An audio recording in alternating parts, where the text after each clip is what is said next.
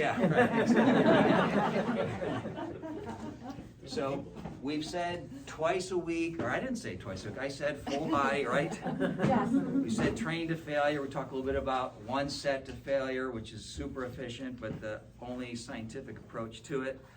Let me back up now. So full body, how often should you do these workouts? Again, I'm going to recommend 2 days a week.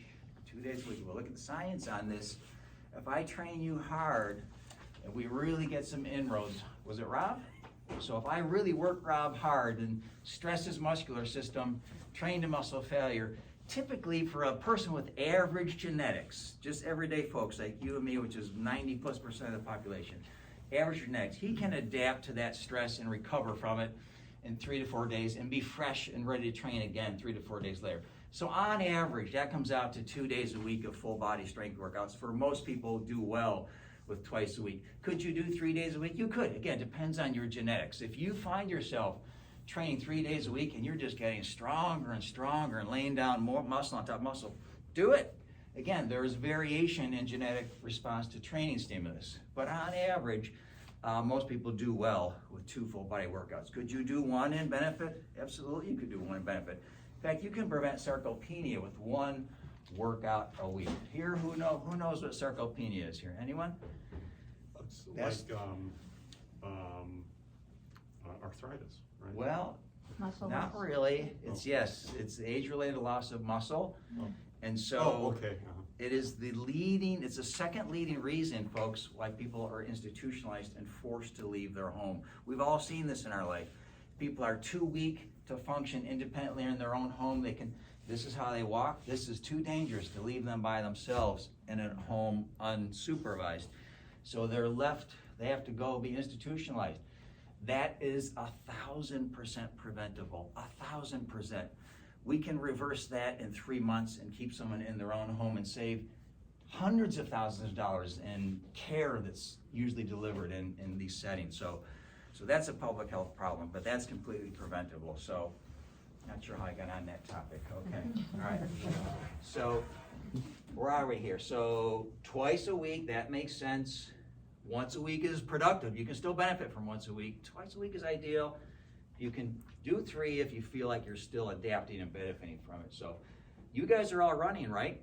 Yeah. Yeah, so that's my next point. So what do we do in season? When Glenn first invited me here years ago, he said, Richard, why don't you talk to our people about how to train in the off season? And this is a normal runner's mindset.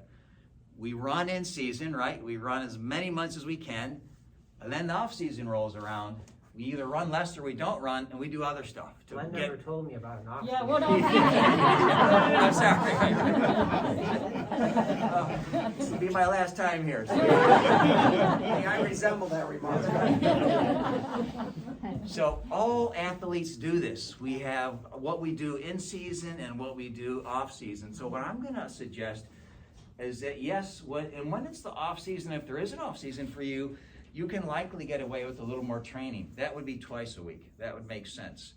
In season, I would train once a week because the training schedule and the competitions and the races are such that you don't have time to recover from 2 intense strength workouts a week. So we have to be careful about the training load and the recovery time. But you can still benefit from 1 workout a week. What you can do, and I haven't picked on this young guy. What's your name, sir? David. So David, let's say David got 40% stronger over 9 months of training, and now the running season has picked up, things are cooking, he's training, he's having fun.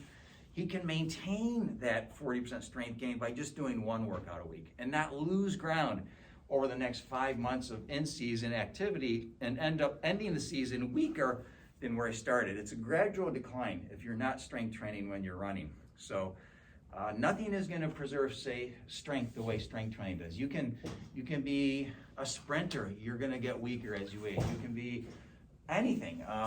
It doesn't matter. You will get weaker with everything. So other than strength training. May I ask you a question? Yeah. Sorry. So I don't run on the off season, so Okay. sorry. Yeah. But then I do strength train like I work out 6 days, sometimes 5 to 6 days a week. And Doing what kind of stuff? I do like the mix, so like I Oh. might do upper body, Sure. I might do lower. Split routine, yeah. The Sure. split routine, Sure. yeah. Yeah. So is that like bad for me though, to do that in the off season? It isn't bad. It isn't bad. Is it too much? Is it too much? Then when I'm starting the base. The only risk to that is overuse injuries and not supporting good general joint health. I mean, when you go to the doctor, guys, and he tells you he has a medicine for you, does he say, what's the biggest dose I can give this person just short of killing them? That's not how they think, right? They think, what's the least amount of medicine I can give and get the desired outcome, right? That's how they approach it. What's the least amount of medicine? And so it's a cautious, careful, very calculated approach. You just think about your exercise the same way. What's the least amount I can get away with and have functional and physical benefits to it? And that's another argument in favor of full body workouts. When you look at the volume of activity in a split routine, it's exponentially higher. I mean, at 58, I do 2 full body workouts a week. I've had, both of my hips have been replaced. I have a congenital hip issue. They were both replaced years ago. And so I've got to be careful with my hips, and not even if they weren't replaced, I'd still have to be careful. But so for me, everything I do is calculated from a strength training standpoint. I want to be cautious. I want all the benefits that it has to offer, but I don't want to get into that zone where now, boy, this was a good hard workout, but man, this hip is bothering me again. Jeez, and I got to go back to the doctor. He's going to put a new implant in. So you guys want to think, what's the least amount necessary to get the desired outcome? And so that's one small argument against split routines. But again, I'd say individual preference. You know your body. If you're feeling and functioning good, then it's still possible to do it safely. So, yep. So kind of self-select on that one. So, okay. So in-season training, training slowly. So we kind of touched on this a little bit. But if we walk into most gymnasiums and watch people train, what is their rep cadence? What is the speed up and the speed down? How many seconds do you think, if you take a guess? 1 up, 1 down. That's good, yeah, right. It's about what it is. 1 up, 1 down. And what happens, what's your name in the back there, sir?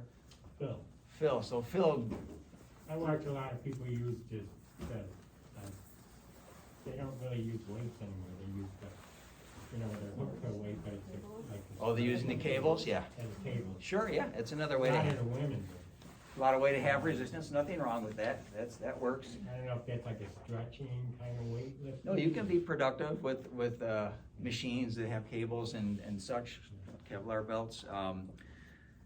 But the what tends to happen is as we fatigue, and you sort of mentioned it, Phil, is that as you fatigue, you sit and get faster with those reps to get the reps done, right? I gotta check this off my game plan because I need to do 10 reps or whatever it is, 12 or 8 or whatever the number is. Very arbitrary, very unscientific approach to building my strength and health. So then we get faster, right? When we start to move our body, and I think Phil said he starts to do this with his body, yeah.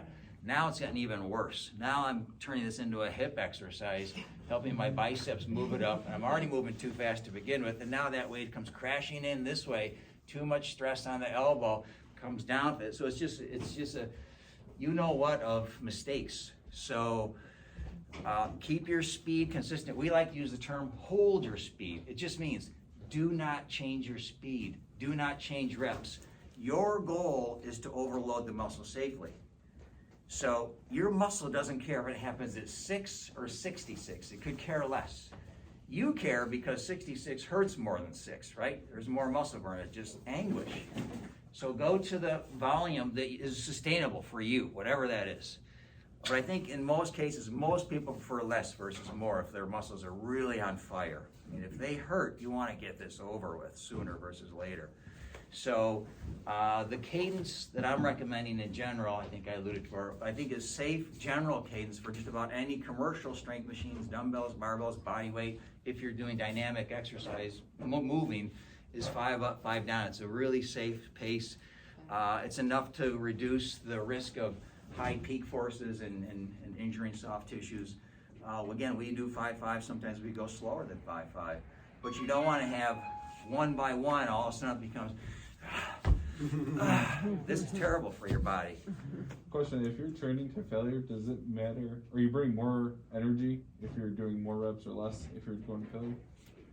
Train to failure will burn the most calories because it's recruiting more muscle fibers. And so let's say you did 20 reps not going to failure, you typically won't burn as many calories as if you just, maybe you did 10 to failure. So you're gonna engage in call into action, all those motor units, those muscle fibers. And the other benefit that we may as well talk about it now, is the excess post-exercise oxygen consumption. We call it the EPOC. You guys have heard about this, right? This is called the afterburn. You do a strength workout, you're burning calories for the next 3 to 4 days as your muscles recover from that stress. That's if you train to failure. Not if you're just kind of going at it easy. That EPOC is insignificant. But if you train to failure, you've damaged the skeletal muscle. We've all heard about this, right? If we were to look at your bicep under a microscope and do a muscle biopsy and look at that muscle fiber, we see microscopic tears in the myofibrils, the contractile proteins. That has to heal over the next 3 to 4 days. That's the recovery process. That takes energy. And so that process burns calories, and that's an increase, that's the afterburn. It lasts for days. Strength training is the only activity that does that. Running doesn't do it, nothing does it, other than